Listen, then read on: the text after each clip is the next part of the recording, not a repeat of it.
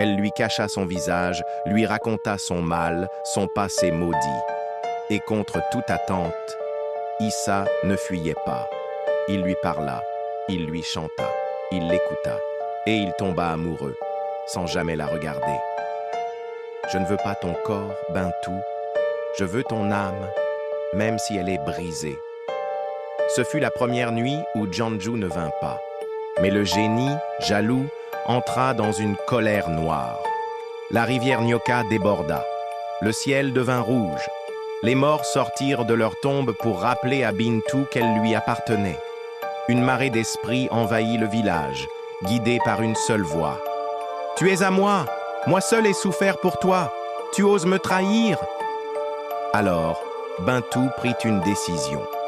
Elle ouvrit la jarre rouge, que sa mère avait cachée avant sa mort, un contenant interdit, renfermant l'os de Janju, volé aux profondeurs du monde invisible.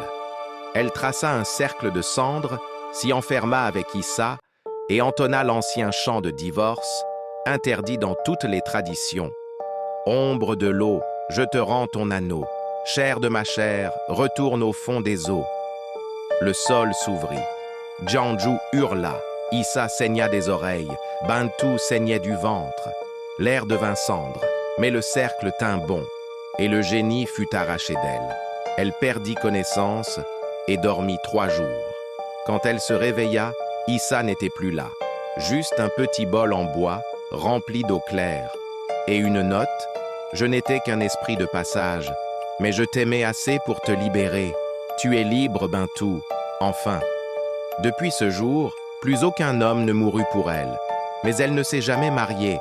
Elle vit seule à Kokobé, désormais respectée comme une gardienne du monde invisible. Et certains soirs, on la voit, au bord de la rivière, chanter. Mais pas pour pleurer, pour remercier. N'oublie pas de t'abonner, like et commente pour plus de vidéos.